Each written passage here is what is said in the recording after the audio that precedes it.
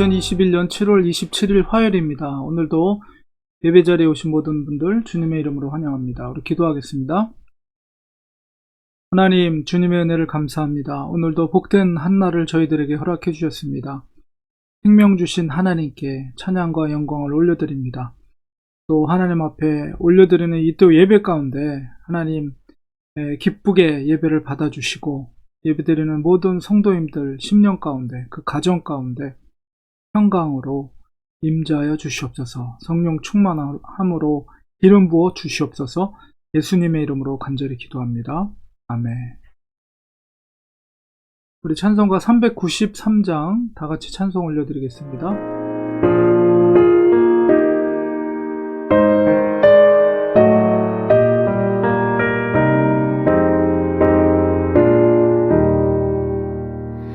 오신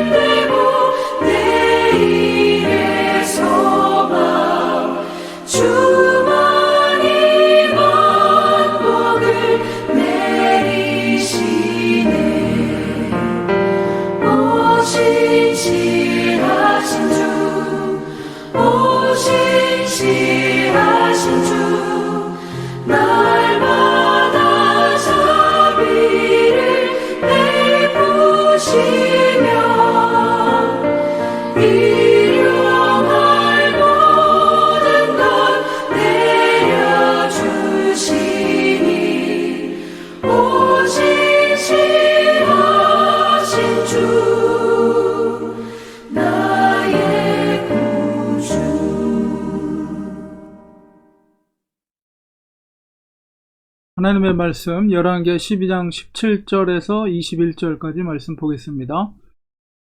그때 아람왕 하사엘이 올라와서 가드를 쳐서 점령하고 예루살렘을 향하여 올라오고자 하므로 유다왕 요아스가 그의 조상들 유다왕 여호사밧과 여호람과 아하시아가 구별하여 드린 모든 성물과 자기가 구별하여 드린 성물과 여호와의 성전 곳간과 왕궁에 있는 금을 다 가져다가 아람왕 하사엘에게 보냈더니 하사엘이 예루살렘에서 떠나갔더라. 요아스의 남은 사적과 그가 행한 모든 일은 유다왕 역대 지략에 기록되지 아니하였느냐. 요아스의 신복들이 일어나 반역하여 실라로 내려가는 길가에 밀로 궁에서 그를 죽였고 그를 쳐서 죽인 신복은 시므아스의 아들 요사갈과 소멜의 아들 여호사밧이었더라. 그는 다윗성에 그의 조상들과 함께 장사되고 그의 아들 아마샤가 그를 대신하여 왕이 되니라. 열왕기하 12장 17절에서 21절까지의 말씀 속에서 요아스 왕의 최후의 모습을 볼 수가 있는데요. 그가 죽었을 때 나이가 48세였습니다. 비교적 젊은 나이에 죽었죠. 7살 때 왕이 되었다가 40년 동안을 이제 통치를 하였습니다. 자, 그런데 이 열왕기 하에 있는 말씀만으로는 그가 왜 저런 죽음을 맞이해야 됐을까에 대해서 정확한 답을 찾기가 쉽지가 않거든요. 그런데 이제 역대하를 보면 왜 그가 그런 죽음을 맞이하게 됐는가를 이제 알 수 있습니다. 그 상황을. 그래서 우리가 그 부분을 우리가 살펴보면 왜 최후의 죽음이 저런 비참한 죽음을 맞이하게 됐는가를 이해할 수가 있어요. 역대하 24장 우리 살펴보겠습니다. 여호야다가 죽은 후에 유다 방백들이 와서 여호야다는 누굽니까? 바로 제사장 여호야다죠. 제사장 여호야다는 좀 오래 살았어요. 한 120살까지 살았는데 이 제사장 여호야다는 이 요아스가 그래도 뒤에서 영적인 그런 부분들을 도와주는 역할을 해왔죠. 그래서 여호야다 제사장이 죽은 다음에 그를 영적으로 이끌 수 있는 그런 사람들이 이제 존재하지 않게 되자 유다의 방백들이라는 것은 진앙과는 좀 거리가 있는 정치적인 세력들이죠. 그들이 와서 왕에게 이제 절하며 왕이 그들의 말을 들었다. 신앙적인 조언을 해주는 사람이 없게 되자 그 정치적인 세력들의 말을 들었어요. 결국 그가 행한 것이 뭐냐? 8절에 그의 조상들의 하나님 여호와의 전을 버리고 그 퇴락한 하나님의 성전을 그렇게 보수하고 재건하고 그렇게 노력했던 요아스 왕이 그 여호야다 제사장이 죽은 이후에 오히려 여호와의 전을 버리고 아세라 목상과 우상들을 섬겼으므로 그 죄로 말미암아 진노가 유다와 예루살렘에 임하니라. 아람왕 하사엘이 공격해 왔을 때 우리가 열왕기 하에서 읽었었던 부분 속에서 그의 선왕들이 성전의 창고에 들였던 모든 보화들을 다 하사엘에게 넘겨줌으로 겨우 구사일생으로 살아나지만 그 전쟁에서 부상을 당하게 되거든요. 결국 그 요아스가 최후의 죽음 가운데 비참한 죽음을 맞이하게 된 것은 역시 하나님의 전을 버렸다는 거예요. 그리고 아세라 목상과 우상을 섬겼다는 것입니다. 그러니까 우리가 어떤 사람을 만나느냐가 굉장히 중요하죠. 그리고 그들에게 선지자를 하나님께서 보냈어요. 그들을 경고했어요. 그렇지만 듣지 아니했다. 19절에 그렇게 말하고 심지어는 하나님의 영이 제사장 여호와의 아들 스가랴를 감동시켜서 그의 백성 앞에 서서 하나님이 말씀하시는 것 너희가 어찌하여 여호와의 명령을 거역하여 스스로 형통하지 못하게 하느냐 하셨나니 너희가 여호와를 버렸으므로 여호와께서도 너희를 버리셨느니라. 이렇게 하나님의 영이 제사장 여호야다의 아들 스가랴에게 감동하셔서 백성들 앞에, 왕 앞에 그런 말씀을 선포했는데 그 말을 듣지 않고 21절에 보니까 무리가 함께 꾀하고 왕의 명령을 따라 그를 여호와의 전뜰 안에서 돌로 쳐 죽였더라. 하나님의 말씀을 대언하는 하나님의 종을 그것도 여호와의 전뜰 안에서 돌로 쳐 죽였다. 그 핏값을 하나님께서 요아스에게 받으신 겁니다. 우리가 마지막까지 선종을 이룬다는 것, 젊은 시절에는 하나님의 성전을, 퇴락한 성전을 보수하고 새롭게 하는 일에 최선을 다했던 요아스가 마지막에 그가 행한 것은 하나님의 전을 버리고 아세라 목상을 섬겼다는 것이, 그리고 하나님의 참 선지자들을 그것도 성전의 뜰 안에서 돌로 쳐 죽였다는 것입니다. 결국 그 피의 값을 하나님께서 받으시는데 바로 하사엘, 아람의 하사엘을 통해서 그가 큰 부상을 입게 되죠. 그리고 성전 왕궁에 왔을 때 부상당한 요아스는 그들의 부하에 의해서 피살을 당하게 됩니다. 그러니까 그 여호야다 제사장의 아들 시므이의 핏값을 하나님께서 그렇게 받으신 거예요. 정말 우리가 선종을 이룬다는 것, 마지막까지, 처음에는 정말 젊은 시절에는 하나님의 성전을 보수하기 위해서 정말 성의를 다해 모든 것을 다해서 하나님의 재물을 그렇게 하면서 힘썼던 왕이 결국 마지막에는 그 성전을, 그 귀한 하나님의 성전을 버리고 오히려 하나님의 선지자들을 돌로 쳐 죽이는 이런 비참한 결과. 이 사건을 통해서 우리는 깨닫게 되는 것은 정말 영적인 사람의 그 멘토를 만나는 것이 얼마나 중요한 것인가. 여호야다 제사장이 살아있는 동안에 그는 하나님을 섬기고 공경했지만 제사장이 죽었을 때는 결국 정치인들의 말을 듣고 엉뚱한 짓을 저지르고 하나님을 버리는 일을 행하게 된다. 그리고 마지막까지 선종을 이루는 것이 얼마나 힘겨운 일인가, 이런 것을 생각할 때 우리는 항상 겸손한 마음, 처음 가졌던 그 마음을 변치 않고 끝까지 변질되지 않는 믿음으로 하나님 우리 생명 거두는 그날까지 우리는 그 길을 걸어야 됩니다. 마지막이 물론 처음, 중간, 마지막 다 중요하지만은 우리는 더 힘을 써야 될 것이 마지막 순간까지 우리는 믿음을 지키는 것입니다. 세상과 변질되지 않고 하나님을 경외하고 하나님을 두려워하고 하나님을 사랑하고 하나님의 뜻대로 사는 믿음의 성도님들 우리 모두가 되기를 간절히 소망합니다. 기도하겠습니다. 하나님 아버지, 요아스 왕의 마지막 최후를 보면 너무나도 비참한 죽음을 맞이하게 됩니다. 젊은 시절 하나님의 성전을 위해 힘썼던 그 왕이 결국은 하나님의 전을 버리고 하나님의 선지자들을 돌로 쳐 죽이는, 그래서 결국 그 피의 대가를 하나님이 치르게 하셨습니다. 마지막 끝까지 우리 믿음을 지키는 우리가 되기 원합니다. 또 좋은 믿음의 사람들, 좋은 믿음의 멘토들을 만나는 저희들이 될 수 있도록 귀한 만남을 주님께서 축복해 주시고 그 영적인 아름다운 관계 속에서 마지막까지 믿음을 지킬 수 있는 우리가 되게 해 주시옵소서. 예수님의 이름으로 기도합니다. 아멘. 이 시간에 우리 말씀을 기억하면서 함께 통성으로 기도하겠습니다. 하나님, 좋은 믿음의 동역자들, 믿음의 멘토, 믿음의 스승, 믿음의 사람들을 만날 수 있도록 만남의 축복을 허락해 주시고 또 우리의 믿음이 끝까지 변질되지 않도록, 마지막 우리의 생명호흡 끝나는 그날까지 변질되지 않도록 하나님 우리를 도와주시옵소서. 믿음의 길로 가게 하여 주시옵소서. 하나님을 진심으로 사랑하고 하나님을 경외하고 하나님의 말씀과 뜻대로 살아가는 우리가 되게 하여 주시옵소서.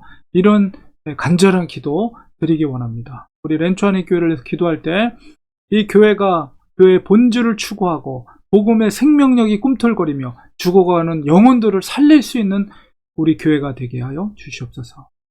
이 부족한 종을 위해서도 기도해 주시고 또 우리 성도님들 가정을 위해 또 자녀들을 위해 그리고 일터와 또 몸이 연약한 성도님들을 위해서 이 시간 합심하여 통성으로 간절히 기도하겠습니다. 하나님 아버지, 시간 주님 앞에 기도합니다. 우리 믿음 생활을 하는 데 있어서 좋은 믿음의 동역자들을 만나게 하시고, 좋은 믿음의 멘토를 만나게 하시고, 좋은 믿음의 스승을 만나게 하시고, 또 좋은 믿음의 성도님들을 만날 수 있도록 만남의 축복을 허락해 주시옵소서. 우리가 마지막 선종할 수 있도록 우리의 믿음을 끝까지 잘 지키게 하시되, 하나님을 경외하며 하나님을 사랑하며 하나님의 뜻대로 믿음의 삶을 사는 저희들 될 수 있도록 도와주시옵소서.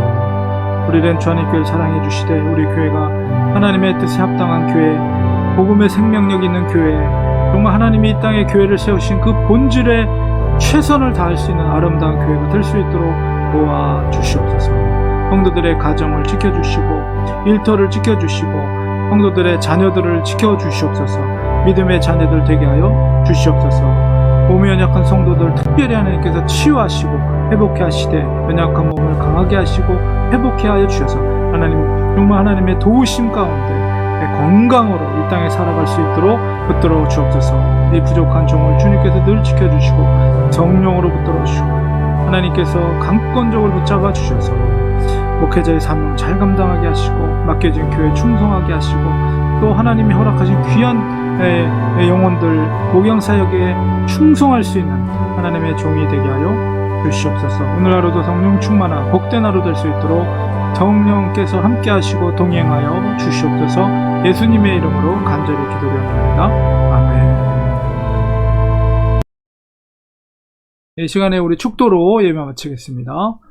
이제는 예수 그리스도의 은혜와 하나님 아버지의 크신 사랑하심과 성령님의 감화 감동 교통으로 충만하신 역사가 우리를 위해서 피 흘려 돌아가신 예수님을 위해 충성하고 헌신하기로 다짐하는 우리 사랑하는 성도들 머리에, 그 가정 위에 지금부터 영원까지 함께 계실지어다. 아멘. 예배를 마쳤습니다. 서울에서 인사드립니다. 서울 날씨가 굉장히 많이 더운데요. 아마 캘리포니아도 많이 더우리라고 생각이 듭니다. 저는 개인적으로 우리 한 15년 만에 이제 저는 형제가 형 위에 형밖에 없거든요. 그래서 안산에서 살고 있는 형을 한 15년 만에 만났습니다. 그래서 그동안에 살아왔던 이야기를 나누고, 또 이렇게 귀한 만남을 갖고 헤어졌는데요. 항상 가족들을 위해서 기도해야 될 책임들이 우리 성도님들에게 있다는 생각을 저 개인적으로 가지면서, 우리가 정말 기도하는, 물론 저희 부모님이 살아계실 때는 가족을 위해서 늘 기도하셨겠죠. 그러나 이제 저 같은 경우는 저희 형이 좀 믿음이 연약하거든요. 그래서 제가 또 형을 위해서 늘 기도하는 기도의 사람이 되어야 되겠다, 그런 생각을, 또 만남을 한 후에 그런 생각을 갖게 되었습니다. 우리 사랑하는 성도님들도 우리 가족들을 위해서 기도하는 기도의 사람들 되시기를 간절히 축원드립니다. 내일 예배 자리에서 또 뵙도록 하겠습니다. 감사합니다. 고맙습니다.